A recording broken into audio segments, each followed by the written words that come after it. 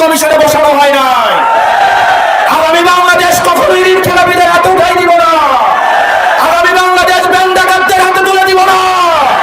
Bank ডাকাতদের জন্য, ঋণ খেলাপির জন্য এই বাংলাদেশের প্রত্যেক ইঞ্চি মাটিকে আমরা জাহান্নাম বানাই ফেলবো। এই ঋণ খেলাপিরা ব্যাংকের থেকে ঋণ নিয়ে বিদেশে পাচার করে তাদের পরিবারের জন্য বিদেশে সেফ হেভেন এবং বেগম পাড়া বানায়। আর আমাদের দেশের তরুণ প্রজন্ম কর্মসংস্থানের অভাবে কি নিদারুণ করুণ জীবন যাপন করে। আর এদের সন্তানরা বিদেশে থেকে মাদকের জীবন, বিদেশে থেকে বেলাল্লাপনার জীবন যাপন করে। আমরা স্পষ্ট ভাষায় বলছি, ঋণ খেলাপি এবং ব্যাংক ডাকাত তাদেরকে আমরা সংসদে যাইতে দিব না। কিছুদিন আগে দেখলাম বন্দর একটা বিদেশি কোম্পানিকে দেখায় অনেক দল রাস্তায় এসে আন্দোলন করলো যে বন্দর নাকি বিদেশিদের হাতে তুলে দেবে না। আমরা দেখলাম 138 বছরের সর্বশ্রেষ্ঠ 138 বছরের মধ্যে সবচেয়ে বেশি বন্দরে এই বছরই ইনকাম হয়েছে। আপনারা বন্দর বিদেশিদের হাতে তুলে দিবেন না, কিন্তু প্রবাসীদেরকে এনে আপনারা সংসদে ঢুকাবেন। এই মুনাফিকে আপনারা নিয়ে কিভাবে ঘুমান?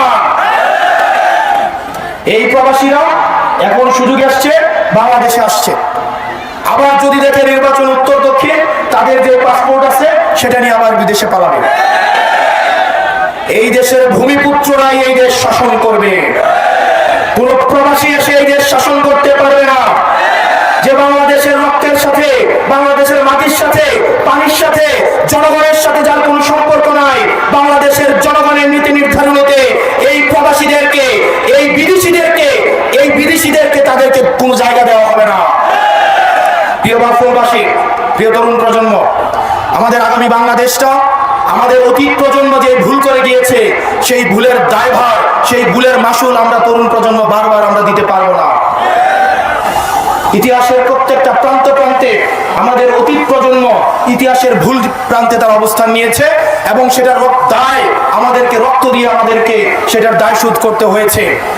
আমাদের আগামীর বাংলাদেশ হবে সমতার বাংলাদেশ, আগামীর বাংলাদেশ হবে মানবিক মর্যাদার বাংলাদেশ, যেই বাংলাদেশে মত প্রকাশের জন্য আপনাকে গুম করা হবে না, যেই বাংলাদেশে মত প্রকাশের জন্য আপনাকে ক্রস ফায়ার দেওয়া হবে না, যেই বাংলাদেশে মত প্রকাশের জন্য বাড়ি থেকে উঠিয়ে নিয়ে যাওয়া হবে না, যেই বাংলাদেশে আপনার অধিকার আদায়ের জন্য বাংলাদেশ পরিচয়ের বাইরে আপনাকে হিন্দু পরিচয়, মুসলমান পরিচয়, বৌদ্ধ পরিচয়, খ্রিস্টান পরিচয়, পাহাড়ির পরিচয়, সমতলের পরিচয় আপনাকে ব্যবহার করা লাগবে না।